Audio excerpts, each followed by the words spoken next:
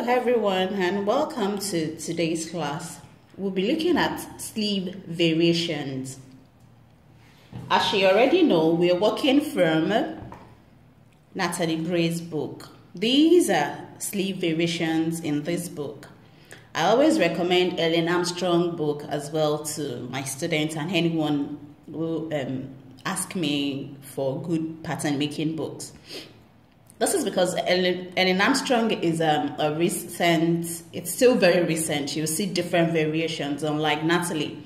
This is a very old book. It's a very old and very, very good book. So I recommend you get Ellen Armstrong Pattern Making for Fashion Design textbook as well. You'll see loads, and even online, even if you don't have those textbooks, just type in sleeves on Google, you'll see lots of sleeve variations. Anyway, we'll be looking at different variations. I won't be doing all of this. I'll be doing some of them, and I expect you all to do all of them. I'm going to take you through some of them. These are the straight sleeve. You have to use straight block. As you already know, we have 3 block foundations. We have the straight sleeve, we have the semi-shaped sleeve, and we have the fitted sleeve. So we'll be using those foundations to creating these sleeves. Okay, so these are more elaborate sleeves. So I'll be doing this, and this. You are expected to do all of them. But what I do on here will help you to do yours as well. What I'll be doing on here, I'll be doing these two because they're together. You can use one pattern to create these two. Then every other one you have to attempt them and submit. So we're going to start from the simple ones. I'm starting with this. She has illustrated 3 different types of sleeves, and for this we'll be using the straight block. This is the bell or bishop sleeve, and this is a sleeve with folds. It's extended, as you can see. It's now longer than the actual sleeve pattern. So we're looking at this first. Okay, like I said, we'll be using the straight sleeve block, and this is my straight sleeve block. So the first thing to do is to fold on B and F. So we're going to fold this. You crease it on the line and fold it like so. I've folded B underneath, and I'm going to crease on F as well. Okay, so I've creased the line B and F underneath. So you have something like this. Okay, then the next thing is to draw our design line. So let me just show you the textbook again. Can you see? This is what we have now, which is this. So we need to draw this line. This is like a facing, and this facing is, it's a method of finishing your garment. Facing and lining are used the same way. You use them to finish your garment the same way. The only difference is just that facing is shorter than lining, but you always finish them using the same method. There are different methods of finishing, but whenever you're using facing or lining, you use the same method to finish your garment. And like I said, the only difference between facing and lining is facing is shorter. So this is the facing, which means you have to finish your facing or lining inside on the reverse side of your garment. So, but this is going to be finished on the outer part, and it will be top stitched. This is a kind of design, and this is it here, B, the B part. It's sewn from the wrong side and finished on the right side. So I'm going to draw out this style line now. You can do it as according to you use your discretion. Actually, I think she gave a figure, but I'm not going with the figure. Remember, I told you should be able to look at diagrams and know how to work with proportions on your diagram. I have some things that can guide me, e.g. the elbow. This is not up to, the line is like halfway between elbow and the wrist.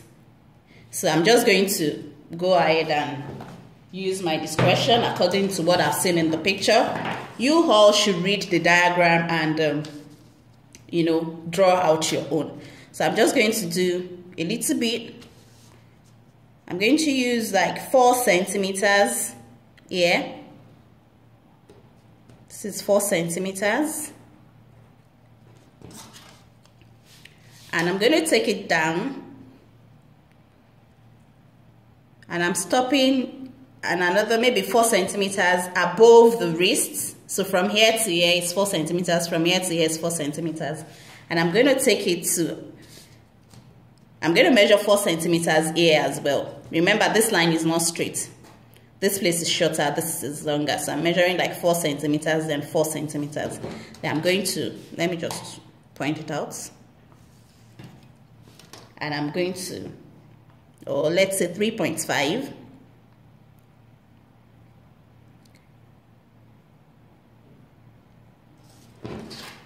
Okay, let's do 4 centimeters, like 4 centimeters is here. And this will be 3.5. Okay, so we're going to join this line together. So basically, that's it. I've drawn it. This line, that's what I've just drawn. And I'm going to use my tracing wheel to trace on the line so that it can show underneath, on the folded parts underneath.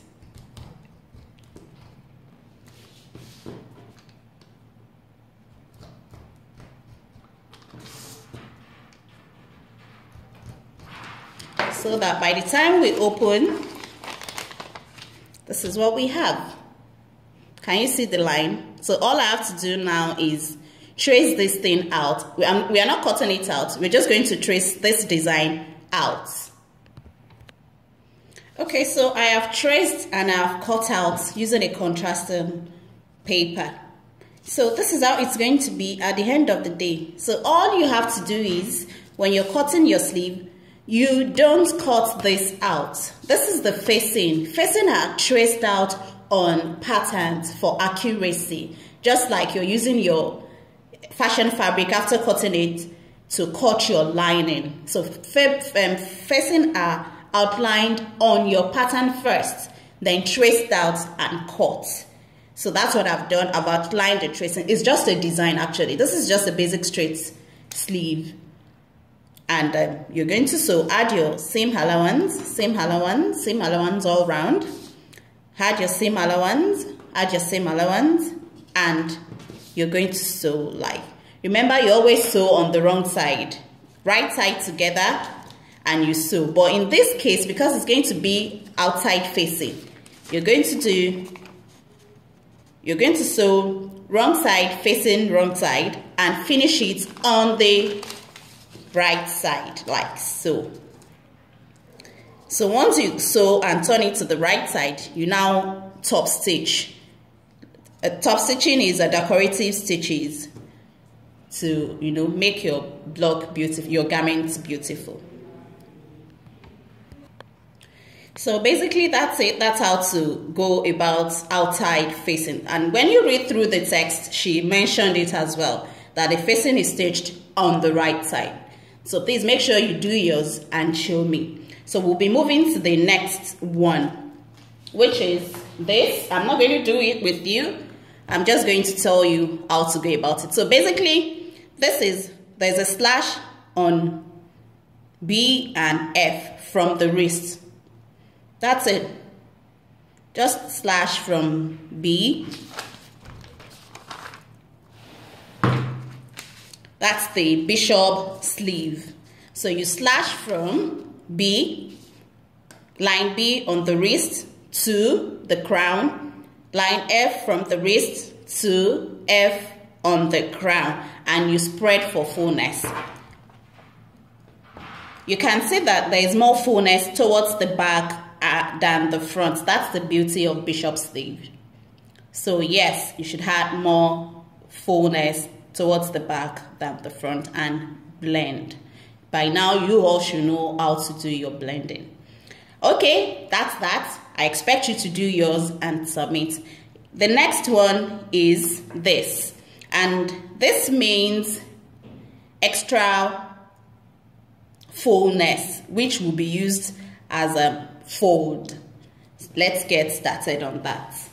We're still going to use this, but first let me erase this out. Okay, so I decided to trace a new block. I'll encourage you to always trace out every construction lines when you're tracing out your blocks. Every construction lines should be traced out. They will be used in designing. They will help you in designing whatever you want to design. See, this is my B line, my F line, DC line, the elbow line, even my balance mark. So you should always trace out, because say for instance, if you see any design on Pinterest, most times they don't put their instructions. You can only look at the diagram and, you know, interpret them accordingly. So there are some things that will help you. There are some guidelines which you have to establish first that will help you in, you know, bringing out that design accurately and, you know, according to proportions. Like I always say, we all need to work with proportions. We are pattern makers. We work with proportions. We don't overshape or undershape. We distribute accordingly. So you should learn that, please. Okay, so looking at this, you see that we need to establish our construction lines. She gave figures in the book, so I'm not going to go with the book figures. You all need to read and see what she said. You should measure below your elbow level, what you need to measure above your wrist before establishing these 3 lines that will become your fold in the design. Okay, so like I said, always draw out your lines, because these lines will serve as guideline for us. Because now in this example, we'll have to cut our pattern horizontally into pieces, and we need to bring them back. How do we bring them back accurately? You will be saying that now. So first of all, I'm going to fold the paper like we did here. We're going to fold on B and F. Then cut the cuff a little if you want cuff. If you don't want cuff, you can ignore this. I'll be ignoring the cuff here. This little thing, I'll be ignoring it. So I'm just going to fold like we did in the first example. Okay, this small bit is cut away because, let's say for instance, this sleeve block is too long for the individual, and because you're going to add cuff to it, you can reduce it. That's the reduction that is being done on here, because you're going to add cuff to it, and at the end of the day, the wrist is going to be gathered into the cuff. Can you see gathers on here? And this is the cuff. Because if you don't shorten this, your block, just like it's been done here, if you don't shorten it, it might be too long for you when you're adding, because you're going to be adding, and cuff could be from 1/4 of an inch. That's like 4 centimeters. If you're adding 4 centimeters to your block again, then to cover your wrist totally. So you can shorten it and, you know, before gather and add your cuff to it. So I have planned my line. So I have done, in the book, she's going to tell you to do about 6 to 7 or so. Make sure you read. So from the wrist, I have measured 7 centimeters above and I've drawn the line. And from the elbow, so the wrist and the elbow are our guidelines now to help us plan the tucks or fold, because you top stitch on those folds or tucks as well. Okay, so I've done 6 centimeters below the elbow level, and this is the line, and I've done 7 centimeters above the wrist level. Remember, the wrist is not straight, so when I measured my 7 centimeters above Yeah, I marked the point. Then I now measured it from elbow to this point because this elbow line is common to both sides. So let's say I measured 14 centimeters down, then from this elbow 14 centimeters down, because the line has to be straight. Because if you measure 7 centimeters above from B and you measure 7 centimeters above from F, your line won't be straight like this. It will be, you will have a slanted line. So in order for you to, and it has to be straight.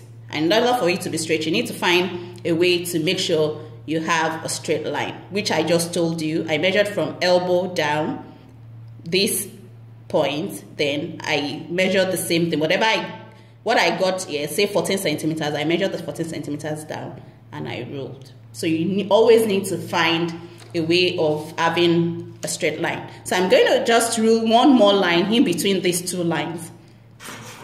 So whatever this is, I'm just going to point at the half of it. So this is about 4.9. So half of 4.9 is about let's do 2.5 from here. So 2.5. Then I rule.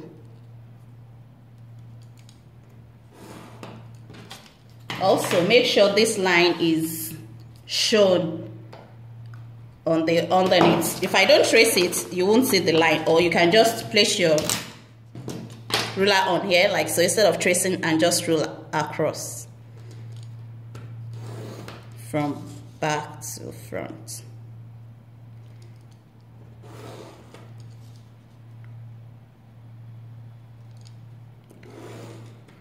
So we have ruled and we're going to insert extra width to make it longer that will be folded back as tucks or folds. So we're going to cut on here.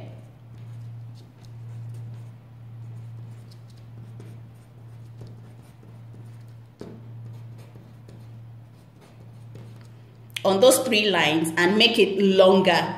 Then we're going to pleat them back. Remember I told you, you always need to draw out your construction lines. Now the B and F line is going to help us in bringing all this thing back together. So I'm just going to go ahead and cut. Also, before you do that, you can just label your pattern.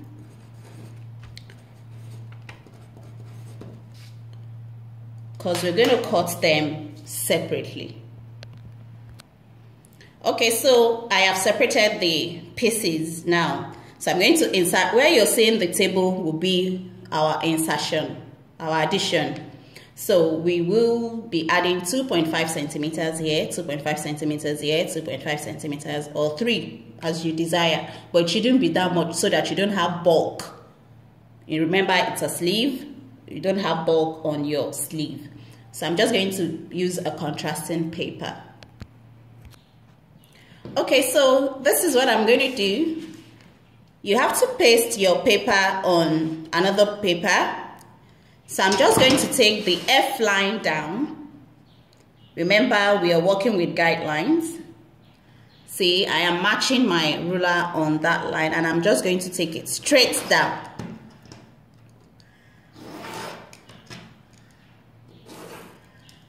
I'm going to take my T line down as well.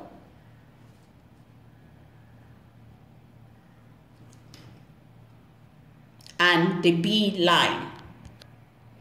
Okay, so I've taken my B line, T line, and F line down.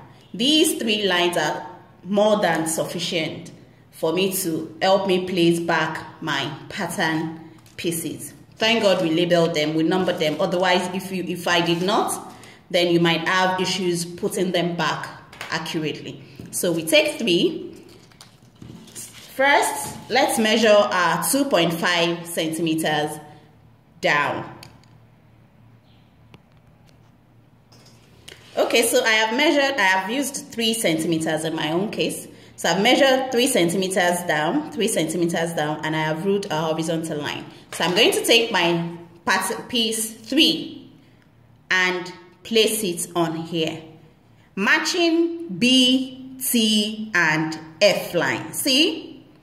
Imagine if you had not drawn that line, then you might have problem putting them together. And this is how to bring pattern pieces together. You always have to create guidelines. That's why it's very important when you're tracing, you trace every construction lines on your block. So I'm just going to tape this. I'll pin them first. Then again, we measure the next one. Remember I said I'm adding 3 centimeters. And also remember I am working with half scale pattern. So just follow the instructions. Rule across. Bring pattern piece 2 together to it. And that's it. Also pin down before taping down. I love accuracy, so I have to pin down first before taping down so that it won't be going, you know, left and right. Then we're gonna do the last one. Okay, so we're done. All you have to do is make a straight line on here, like so. Then make a straight line on here, like so. Then you cut out your pattern. Okay, now the next thing is to fold your tucks. You can either fold it upward or downward, but in the text they folded it downward. Like I said, you can fold it either way. So what you do is from here you fold to the next to 2. From 4 you fold to 3, like so, like you're closing the yellow part. So once you close it on your fabric, you top stitch on here, so it holds it down. It cannot open, it should not open. So you top stitch on it. That's what you're seeing in the textbook here. See, it was folded down, then it was top stitched. So you top stitch like that. You fold the second one, you fold 3 to go to 2, like that. And you fold 2 to 1, and that's it. That's how to create your tucks on your straight sleeve. And you just top stitch on these edges, on these edges, on these edges, and that's it. That's how to. I expect you to do yours and submit as well. So that's it for the simple or basic straight sleeve designs. So like I said, I expect you to do everything that I've shown you now in plate 18. Then we'll be moving to the short sleeves. Okay. Thank you for staying with me, and I'll see you shortly again. Bye.